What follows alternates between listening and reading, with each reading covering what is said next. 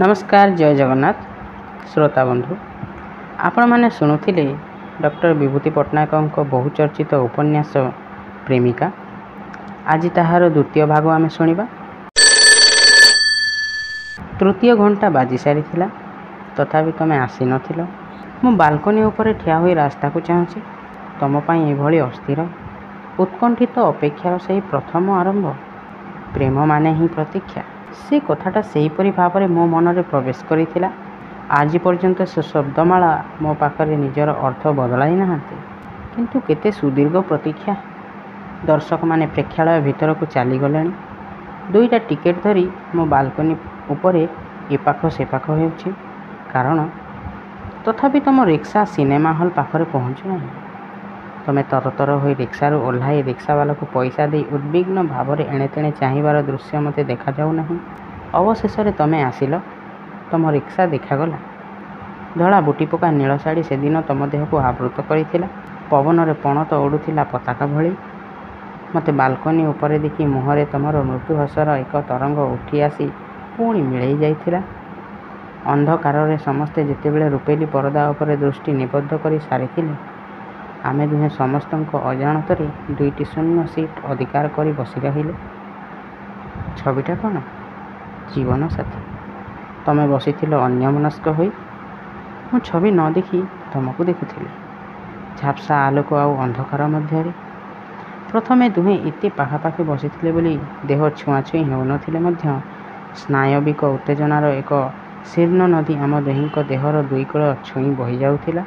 Interval पर मु तुम हाथ पापुली उपर मो हाथ रखी। प्रथम स्पर्शर स्मृति मृत्यु भली केड़े शीतल।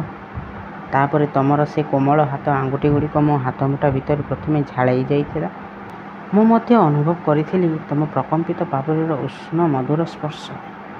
तापर हठात तमे मोर देहर रक्त प्रवाह एक तुमुल अलोडन सृष्टि करी मो हाथ पापुली निज मुह को चापी धरी निज प्रथम कुमारी लज्जा को छड़ा फूल भली विसर्जन करदेल।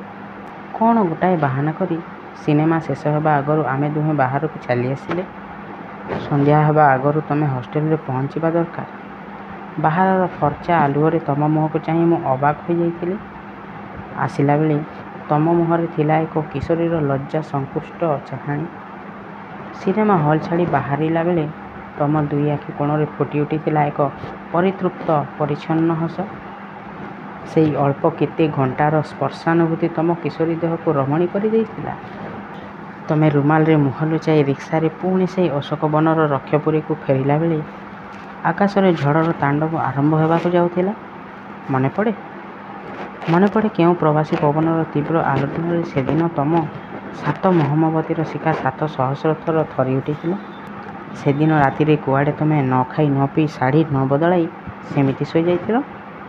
सिनेमा हॉल रु मो स्पर्शर जो उष्णता निज स्नायु ग्रंथि संचय कर नहीं शाढ़ी बदलाइले काले से उष्णता शीतल हो से भय तुमे कुआडे संतस्त्र हो जाइथिल। सेथिपई से दिन पुरी एक्सप्रेस ठीक समय रे कटक छाड़ी महानदी ब्रिज को शब्दायित करिथिला। ठीक से दिन राति रे मालगोदाम रे दलाल माने कमिशन टंका बंटा बंटी कला बेले मद निशारे परस्पर को अश्लील भाषा गाड़ी देइथिले। किंतु लेडीज हॉस्टेल से रूम रे तुम बेड रे ठीक समय रे से दिन मशारी पड़िला नहीं। मिल खिया है नहीं। शाढ़ी बदला है नहीं। एक अनस्वादित सुखर मधुर उत्पीड़न रे तुम आखिर लुहरे तकिया भिजाई। तुमर अनभिज्ञ किशोरी देह गोटे तुरंत झड़र निबिड़ सानिध्य आसी से राति युवती हो गला। तुम अपांक बर नाम पर मो नाम तुम बो ठाकुराणी मंदिर रे बेलपत्र चढ़ाइबार अर्थ कौन? विवाह? सबु कथा को सरल भाव में न कही से दिन तुम मते संकेत कहूल कहीं। अथच से दिन मु तुम ठार बयस एते बड़ हो सुधा एते सरल आउ निर्बोध थी किपरि? से दिन सिनेमा हॉल रो तृतीय घंटा बाजी सबु दर्शक हॉल को चली जावा परे तुम आसी पहुँची थिल। मु अकारण रे व्यस्त हो गली। सिनेमा शेष होगा आगु तुम उठी जावाक चाहिथिल। तुम हॉस्टेल से अविवाहिता डेपुटी सुपरिटेडेंट क्रोध संदेही चाहाणी कथा भावी मु बाधा दे नथिली। किंतु मु केपरि एक कथा जानि पारि नथिली जे समस्त दृष्टि को एड़ाई अंधकार रे पाप करने से थिला तमर परिकल्पित एक चटुल चतुरता। ସବୁ ସୁଖର ସ୍ମୃତି ମୋ ପାଇଁ ଫୁଟା ନୌକା ଭଳି, ଯାହା ମଝି ନଈରେ ପାଣି ପଶି ବୁଡ଼ିଯାଏ। କିନ୍ତୁ ସେଦିନ ରାତିରେ ହଷ୍ଟେଲକୁ ଫେରିବା ପାଇଁ ରିକ୍ସାରୁ ଓହ୍ଲାଇଲା ବେଳେ ତମେ ପୁଣି ଅଟକି ଯାଇଥିଲ, କାରଣ ମୋ ହାୱାଇନ୍ ପକେଟର ଫାଉଣ୍ଟେନ୍ ପେନ୍ କ୍ଲିପ୍ରେ ତମ ମୁଣ୍ଡର କେଶ ପଶି ଲଟକି ଯାଇଥିଲା। ଏ ଜଳମଗ୍ନ ସ୍ମୃତି ମୋ ମନରେ ଆଜି ସୁଦ୍ଧା ଚିକ୍ ଚିକ୍ କରୁଛି କିପରି? ଆଜି ତ ଏସବୁ ମନେ ହେଉଛି ଏକ ରୂପକଥାର କାହାଣୀ ଭଳି। ଏସବୁ ଘଟଣା ଯେ ଏକଦା ମୋ ଜୀବନରେ ଘଟିଥିଲା, ତାହା ଆଜି ମୁଁ ନିଜେ ହିଁ ବିଶ୍ୱାସ କରିପାରୁନାହିଁ। ତମର ଏଭଳି ଅବିଶ୍ୱାସ ହୁଏ ନା? ତମେ କ'ଣ ମନେ ରଖିଛ? ତମେ ହେଉଛ ସେଇ ଝିଅ, ଯିଏ ସେଦିନ ରାତିରେ ନିର୍ଜନ ମହାନଦୀ କୂଳରେ ଗୋଟାଏ ରିକ୍ସାରେ ବସି ମୋ ସହିତ ଆସିଲା ବେଳେ ଜୋବ୍ରା ନିକଟରେ 2 ଜଣ ସାଇକେଲ ଆରୋହୀ ଅନୁସରଣକାରୀଙ୍କୁ ଦେଖି ଭୟରେ ମୃଦୁ ଅର୍ଦ୍ଧନାଦ କରି ମୋ ନୀଳ ହାୱାଇନ୍ରେ ମୁହଁ ଚାପି ଧରିଥିଲା। ଉପସ୍ଥିତ ବିପଦରୁ ଆତ୍ମରକ୍ଷା କରିବା ପାଇଁ ମୁଁ ଯେତେବେଳେ ବାଟ ଛାଡ଼ି ଅବାଟରେ ରିକ୍ସାକୁ ଘୂରାଇ ନେବାକୁ ନିର୍ଦ୍ଦେଶ ଦେଲି, ଅନୁସରଣକାରୀ 2 ଜଣ ଚକିତ କଣ୍ଠରେ ପ୍ରଶ୍ନ କରିଥିଲେ, ତେଣେ କୁଆଡ଼େ ଯାଉଛନ୍ତି? ମୋ ପାଟିରୁ ସାଙ୍ଗେ ସାଙ୍ଗେ ଉତ୍ତର ବାହାରି ଆସିଥିଲା, ଡାକ୍ତର ଚୌଧୁରୀଙ୍କ ଘରକୁ। ମନେ ପଡ଼େ?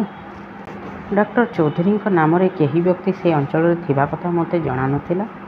କିନ୍ତୁ ସେଇ ମିଥ୍ୟା ନାମକୁ ବିଶ୍ୱାସ କରି ଅନୁସରଣକାରୀ 2 ଜଣ ଅନ୍ୟ ଆଡ଼େ ସାଇକେଲ ଘୂରାଇ ନେଇଥିଲେ।